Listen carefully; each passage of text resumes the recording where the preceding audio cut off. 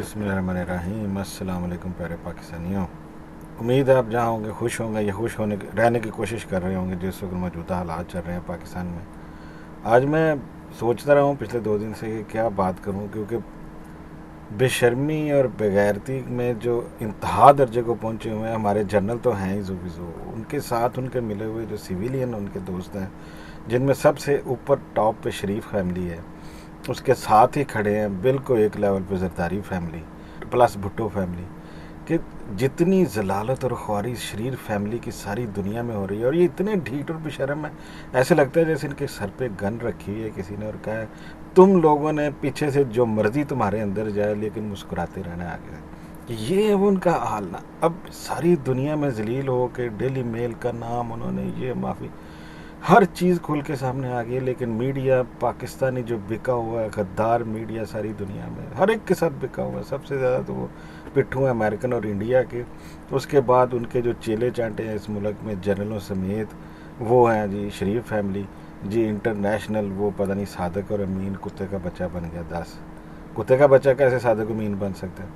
कुत्ते का बच्चा तो कुत्ते का बच्चा ही रहता है, उसको क्या पता कि क्या हो रहा है। वही उसने जना इतनी पावर और दौलत, यही वो अपने एक एंकर हैं बड़े प्यारे, बड़ी मैं इनकी रिस्पेक्ट करता हूँ, उन्होंने बड़ा ज़ोर दे के इस बात पे कहा था कि यार खुदा का खौफ करो, एक वज़ीर आज़म होकर दुनिया में जलील करा दिया पाकिस्तान को।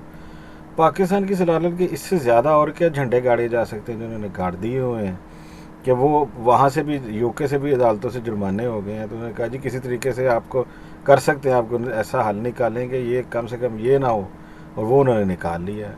पावर भी है, मिले भी हुए हैं आपस में सारे, और उन्होंने पैसे दे के अंदर आउट ऑफ कोर्ट सेटल करके यहाँ पे शोर कर दिया जी, माफ़ी मांग ली सबने। बस ऐसे कोई टॉपिक बना के कहीं लिख दो जी जो हम वायदा कर रहे हैं कि यहाँ पे इस बात पे हम आपसे माफ़ी मांग रहे हैं, और उसको फिर हम झंडे गाड़ देंगे ये हमारे। लेकिन जो जिस बंदे का वो आर्टिकल था, उस बंदे ने जो ट्वीट करके लिखा है उसके बारे में कोई बात ही नहीं कर रहा कि हमने कोई माफ़ी नहीं मांगी है, आउट ऑफ कोर्ट सेटलमेंट की है।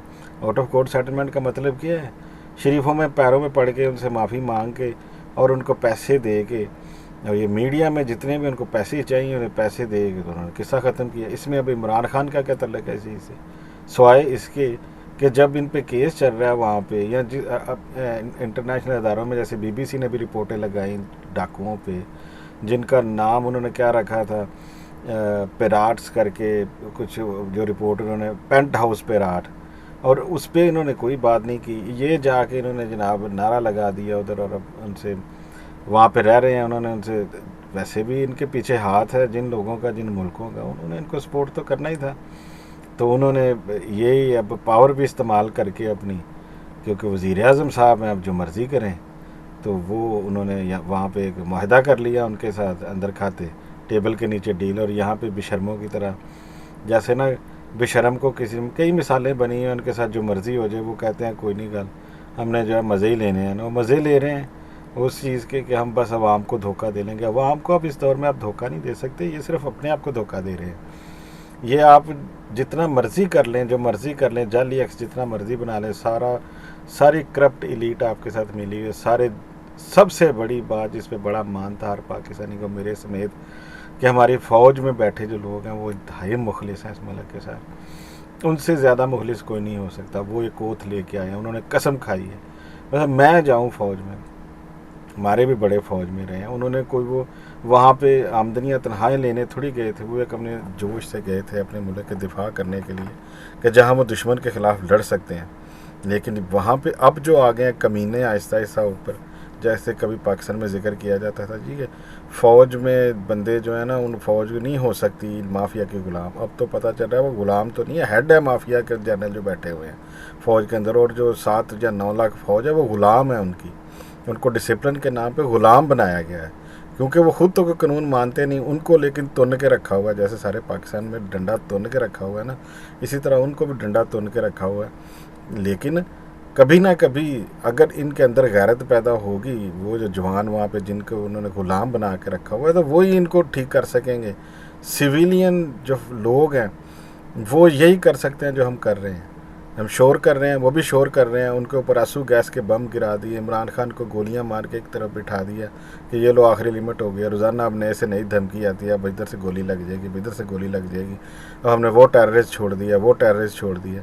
ठीक है, इसमें मेरी अपनी सोच है, मैं शुरू से सोच रहा हूँ कि जब से रशिया वाली जंग शुरू हुई है, हमारे जनरलों के मुंह से रालें टपक रही हैं कि उन्होंने फिर अफ़गानिस्तान से मुजाहिदीन इस रास्ते से भेजने हैं वहाँ पे लड़ने के लिए, यूरोपियन की सपोर्ट के लिए, और वो भी चाह रहे हैं अपना हिस्सा लेना। उस चक्कर में उन्होंने इमरान खान को इधर उधर किया, ये तो उल्टा रशिया से हाथ में आने चला गया।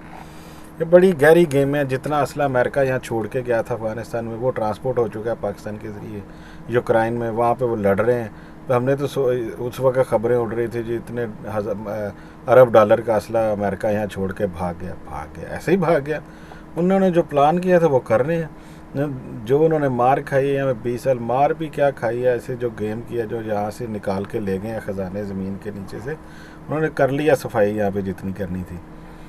लेकिन मसला तो ये होता है कि अमेरिकन कौम को भी कहाँ मिलता है कुछ भी। उनके जो उमरा है, उनके अंदर भी जो करप्ट काली भेड़ें ऊपर हर जगह पे आके पावर में बैठ गई हैं।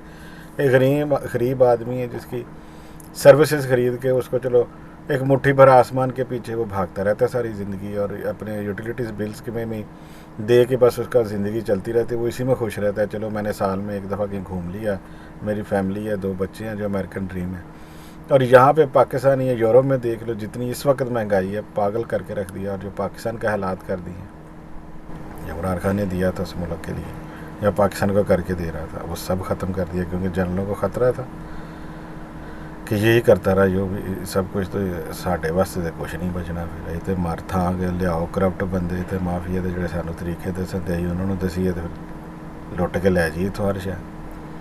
लो पाकिस्तानिया, ये था जी आज का मेरा बात। सारी ज़्यादा लंबी बात करने का फ़ायदा भी कोई नहीं है, फिर आप भी बोर हो जाते मेरी बातें सुन के। लेकिन एक बात तो क्लियर है, जब तक ये जर्नल इसी तरह इनको सपोर्ट करते रहेंगे, ये चाहे इलेक्शन करवाएं तो चाहे जो मर्ज़ी करें, ये कभी भी नहीं जा सकते वहाँ से। और ये अपनी बहू बेटियाँ उनको पेश करके जनरलों को और कतरियों को ये आते हैं पावर में, ये कैसे फिर आप लोगों को आराम से रहने देंगे। पिछले 5 साल इमरान खान से पहले के 2013-2018 तक इन सब सियासतदानों ने 2-2 3-3 शादियाँ की, बाकी पता नहीं कितनियों की धियाँ भैनां चुक उत्थे जो ना को सकिया किया। इस बगैरती की ज़िंदगी जीने से तो बेहतर है फिर मर जाना बंदे को, या तो आप फिर अपनी ज़िंदगी बचा लें अपनी नस्लों को, या इनके साथ ही ऐसे ही चलता रहेगा काम। के साथ ही मैं अपनी बात को ख़त्म करता हूँ। पाकिस्तान जिंदाबाद और पाकिस्तानी कौम आइंदाबाद।